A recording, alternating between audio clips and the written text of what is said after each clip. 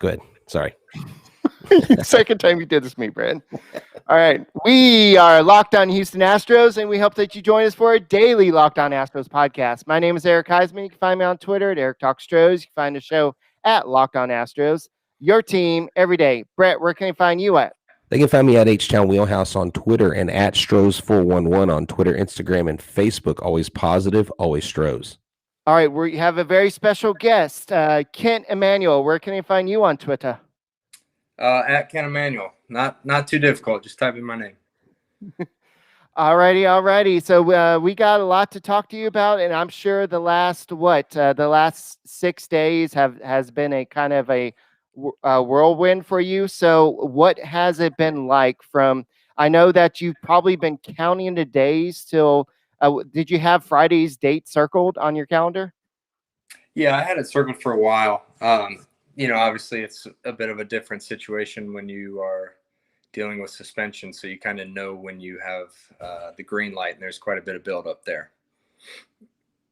Yeah. So, leading into this and, waiting for that date, what were you doing to prepare yourself mentally, physically, just so you knew that you would, because you were going to literally have to hit the ground running. I mean, you're going to have to hit the tarmac and take off. What were you doing towards the days leading up to that?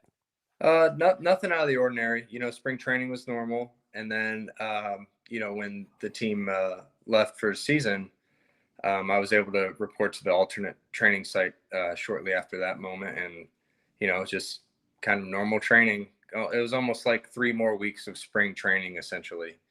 So it was not, as far as preparing, the situation was pretty good. Okay, so where were you when you found out that you were going to be called up to the Astros on Friday? I was in my hotel room. I was in the middle of a Call of Duty Warzone game with my friends back home, actually. I said, hey, I got to hop off. I think I'm going to the show. That's awesome. That's awesome. And so what has it been like being with the club? What are the guys like? What is it like being a part of this Astros organization? Oh, I mean, I love the guys in the locker room. It's been, a guy like me who's been in the minor leagues for a number of years and a lot of spring training. So I'm familiar with just about everyone in that locker room going into that. And I think that's led to, the transition being nice. All right. So I know you warmed up. I think you warmed up on Friday night a couple times, if I remember correctly. And thankfully, you didn't get into the game because then that miracle didn't happen. And so I know you would never wish injury on anybody. But what was it? I know you said that you got coffee and you were just drinking your coffee. You had your little caffeine rush. Yeah. But what was it like now that you've had some time to really think about it? What was it like when they said, okay, it's time for you to go in? I mean, it happened so fast. I was just talking with Josh Miller in the bullpen. I put on it's called Kramer Jezik. It's like an icy hot situation. So I have my little glove to rub it on my arm when I'm warming up, and I'm talking to him and I'm looking for a place to set it down. And, the training staff all of a sudden's on the field after the first batter. And he's like, hey, if you're going to use that, you might want to start lathering it on right now. So, I mean, it all happened so fast, and I'm just really happy that, I was able to kind of go deep into the game and get comfortable out there. So, I mean, you went 8 2/3 innings. That's the first time since 1974 that someone's done that. And it was your major league debut, and you got a win. As you went on and as the game drug on, did it just become another outing for you pitching wise? Were there ever any moments where you felt yourself rushing just because of the moment, the fans? What was that like? What was the litany of emotions you went through from beginning to end? As far as the actual game goes, nothing really, crazy. It felt pretty normal. I'd been I've thought of myself as a major league player for a very long time. So it's something that I was ready for. And, it's a lot easier, when the lineup puts up 16 runs for you. So not a whole lot of stress going on in that game. So when you first went in, were you how many innings were you thinking, or were you just thinking, oh, let me just go in and just do the best I can? Were you expecting? Were you stretched out that much in at the alternative site? Yeah, so I've been working as a starter, and that day would have been my start day if I were still in the alternate training site. So when I went in the first, my mindset was that I was starting the game. Like this was a normal start. And, it's rare that you get that coming out of the pen, obviously, but that was how I felt going into it. And I was, I'm very comfortable being a starter. I've been a starter primarily my whole career, and definitely before pro ball, I was always a starter. So it was something that was probably good for me that I was able to go in early and have some innings to log. I know you mentioned the 16 runs. That, I mean, gosh, the onslaught of the offense coming in, and we kind of covered this in our post game coverage. But Jake Odorizzi really gave you props. What does it mean for him, who goes out after 5 pitches, to recognize you? Not that you guys go out there looking for someone to pat you on the back, but that's got to give you confidence too, that the guy you came in to replace looks at you and says, "Hey, thanks for picking me up." Yeah, no, it's really cool. And I guess I think a lot of guys, when they get called up to the big leagues, they think that maybe that's different. When you're in the minor leagues, everyone's like that. With as far as being a teammate. And once you get to the highest level, I think a lot of guys don't know if that's going to be the case or not. But this team, that's how it's been. Guys pick each other up. I mean, it's very much still a similar feel as far as just a team being a team. So what were you most proud of? The 90 pitches in 8 2/3 innings, or not allowing any walks with all the jitters and the excitement of your first start? I'd definitely say the innings. I've always been able to avoid walking guys. That's never been an issue for me. And the innings they kind of go hand in hand too. If you're not walking any guys, it's going to be easier to get through innings with less pitches. So, but yeah, definitely more proud of going the 8 innings. So I want to ask you about something.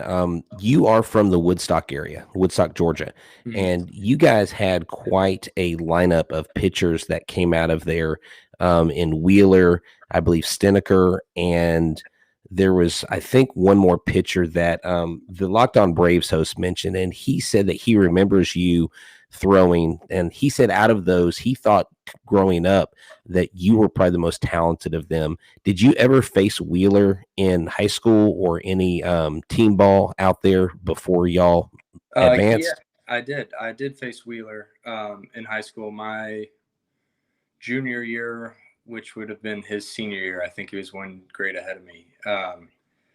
We lost 1-0. I remember this too. We lost 1-0 on a ground ball to third that was thrown into the stands. That's how we lost. And I think the game was it was something crazy. It was like an hour and 20 minutes or something.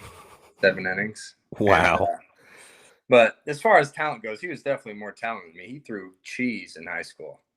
He still throws cheese. I just saw a video of him throwing a 99-mile-per-hour dot on Instagram like 30 minutes ago. So, that guy's a stud.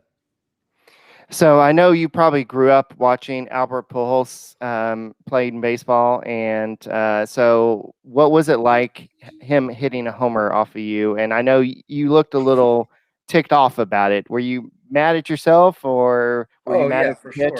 For sure. I'm not mad at Albert. He's doing his job. No, I mean, if you're going to give one up, he's the guy to be the first one. I'll tell you what. But yeah, it was one of those home runs where, the whole time I was going, oh no, in my head. Like it's coming on my hand. I'm like, oh no, that did not feel good. You're watching it go to the plate. You're like, oh no, that's going to be middle. And then you watching him swing. You're like, oh no. And then you hear it. You're like, oh no. And then of course you turn around and sure enough, homer. I remember back when he hit the big home run off of Brad Lidge. I was at that game, and I remember everybody in Minute Maid Park was yelling, "Walk Pujols, walk Pujols!" And he's one of those guys to this day that you just respect. But when you're pitching, you're not thinking about stuff like that. You're thinking about throwing strikes. What do you have to say about the Astros catching? I mean, they've got a battery of Maldonado and Castro, two phenomenal veteran pitchers. How much is something like that a help to you, especially in your debut? Yeah, huge help, especially a guy like me who, isn't just blowing 100 by everyone. I need good, pitch calling. I need them to make my pitches look good because I'm going to try and work the edges, things like that. So, we got some great catchers, and I'm excited to finally get to throw them in some real games. So I hear that the starter for Thursday is TBA. Do you have any good recommendations for who should start that game? I know a few guys. But I guess we'll see what happens. To be announced. Yes. So hopefully you get a chance to do that. And Johnny Munoz says, "Congratulations, brother, on the outstanding 8 2/3 innings in your first major league game and win." And Steve Harden says, "What an awesome debut! Congratulations." So I want to kind of follow that up with, have you reflected back and holy crap, I really did that, and it didn't even look like you broke a sweat. Yeah. I after the game, I had a moment where, I started crying in the shower after the game, but it had nothing to do with the baseball part of it.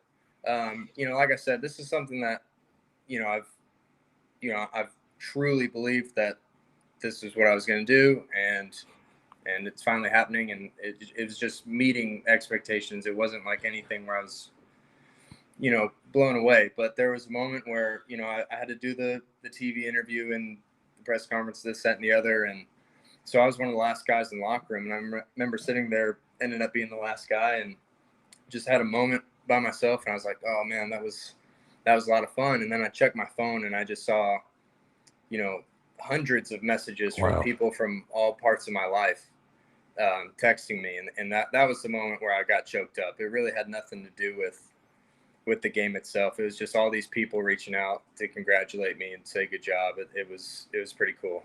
It's your support network, and that actually reminds me a lot of Woody Williams. A friend of mine grew up with Woody Williams, and Woody spent several, like 7, 8, 9 years in the minors, and then when he finally made it to the majors, he pitched with the Cardinals, he pitched with the Astros, pitched with the Blue Jays. He had a really good career when he came up, and I remember talking to him a couple different times, saying how all those years in the minors for him help prepare him for when he got there. And he said there were days when he was like, well, I'm preparing, but I don't know if I'll ever get there. But he said you can't get stuck in that mindset. You just have to go out and grind like they're going to call you the next day. Mm-hmm. And so being in the Astros organization, what did they do to help you along that way to keep you focused on the goal at hand and getting to the majors? I mean, they're just one of the best orgs when it comes to developing players. They have so much information. They're smart about it. It's all the work that they have their guys put in is very quality and very productive. They give us every resource we could possibly imagine to try and make it. So I don't know if you want to really address this, but I don't know if you're the first pitcher, but you're one of the only pitchers I know of that wears the number 0. And I know that's because the number of games you thought you should have been suspended. Mm-hmm. And I know there's you're drafted back in 2013. This has been a kind of delayed start to your career, but the Astros saw what you can do now. So do you want to address any of the stuff you want, that kind of the suspension? Sure. I mean, I'm just going to refer everyone to my Instagram. I've posted 2 videos under the IGTV tab. The first being the day after the suspension was, announced, and I was just kind of stating my side. And then I posted an update about a month ago. I would refer everyone to those 2 videos. I really have nothing new outside of those Right. 2 at this point. And it's quite a lot of information. So I would just encourage everyone to go check it out. And that's at this point in time, there's nothing that's not on those videos that I have to say. No, I think it's great though. I think the statement, numbers mean something. Bregman, his number 2, not being picked number 1, things like that, Mhm. and that definitely means something.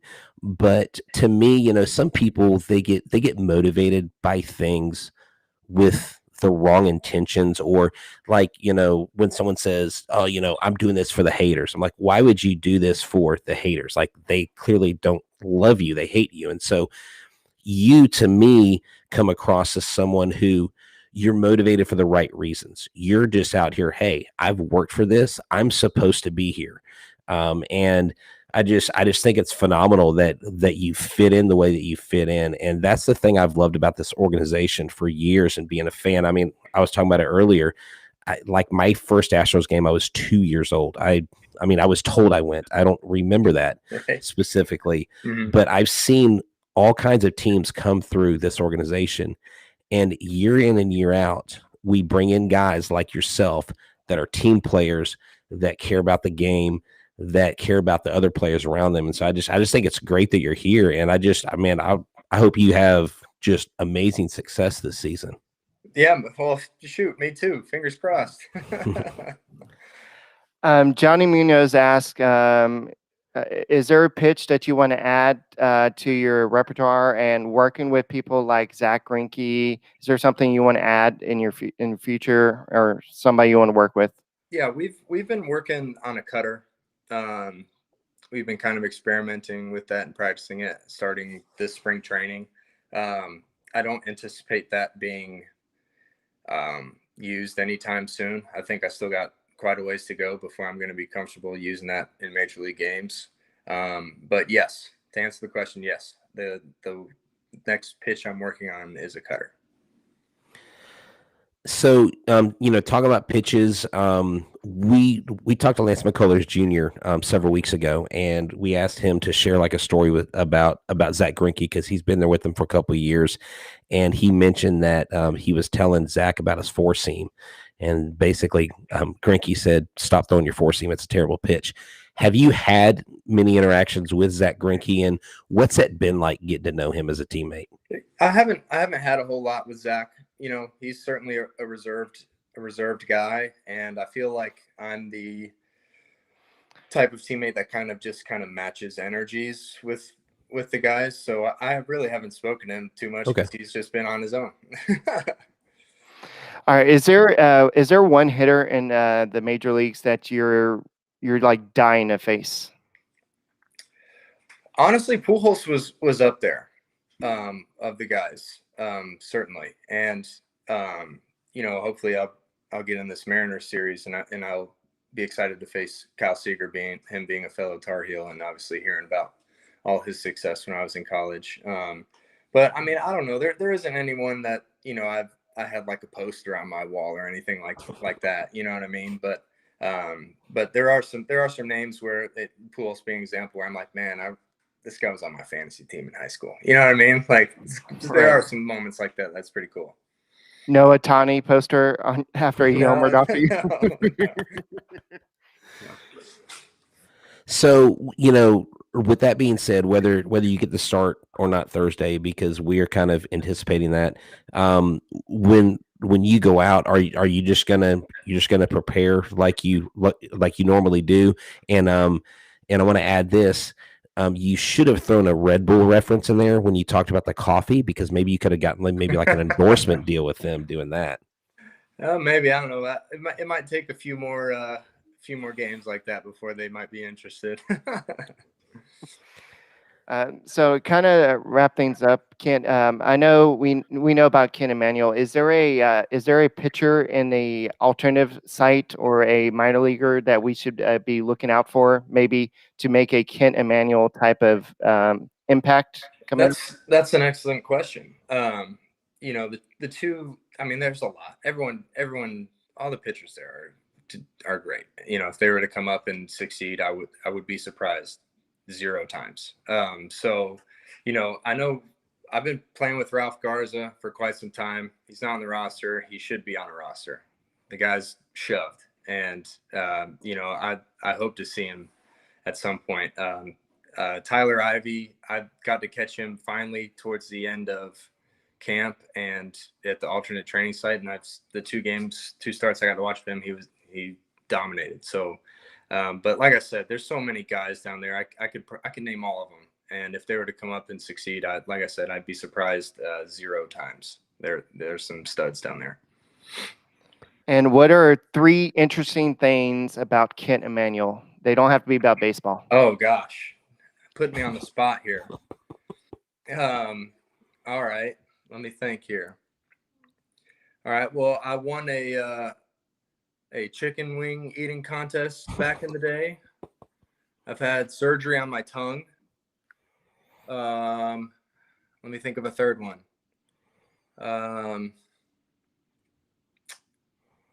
I went to Disney World as a child with my family. We won a week in Disney World on the radio. That's pretty cool. Nice. That actually works. 3 fun facts for you. Nice. I'm actually from Melbourne, Florida, the central Atlantic coast. And growing up, we went back to Disney World a lot, but we never won a trip to it. That's pretty awesome on the radio to boot. That's really cool. Yeah, my mom's a Disney fiend, and they were running a contest where they'd play like a 3-second clip of a random part of a Disney movie, and you had to name the character and the movie. And of course, she's like calling all week, trying to be number 5 or number 9 caller, whatever it is. Finally gets it, and of course she gets it right, and there we are. We all get a free trip. That's phenomenal. All right. To close out this kind of interview, Kent, Brett and I were having this conversation after your game the other day, and I said, before you pitched, it looked like you're having a Billy Chapel moment where you're like, clear the mechanism. Like you took a stroll around the mound behind it, and you're just like, you took a moment. So was that, maybe not saying that, but were you just kind of relaxing, just kind of telling yourself to just relax and calm down? Yeah, no, it was quite literally a breather. When I start, or even when I'm coming out of the bullpen for that matter, I always like to sit down for a little bit before I go out there. I've found that over the years, if I go straight from my warm-up bullpen straight into the game without any like kind of reset button rest, I'm not as successful. So that's exactly what that was. I knew I wouldn't be able to sit down for a few minutes, but I wanted to give myself, as much of a breather as I could to kind of reset. Yeah, and like Mr. Munoz said, he said Billy Chapel, Chapel Hill. Well, maybe there's a little connection there. Yeah, there you go. A bit of a stretch, but if Billy Chapel threw a perfect game, the only game I watched him throw. So true. Gotta respect the guy. Right. So congrats. We will always remember that game. That's something that I don't think anybody expected, and you opened a lot of eyes. So hopefully you'll continue doing the same for Astros fans, and hopefully Dusty Baker gives you a chance on Thursday to continue showing that. So good luck to you for the rest of the season. Thank you for joining the podcast, and you're welcome anytime you want to join. And Brett, you want to say something? No, I just want to thank you for coming on. Again, congratulations. We're here, at Locked On Astros. We are, we're big fans. We try to be objective, but at the end of the day, you are getting to do what we have always wanted to do and dreamed of doing. So continued success to you, not just this year, but your entire career. And like Eric said, you're always welcome to come back, and we hope to see you on the bump Thursday. Well, thanks, guys. I really appreciate it. All righty. So good luck, and we'll talk to you later. And that's all we got for today's Locked On Astros podcast. We'll talk to you tomorrow.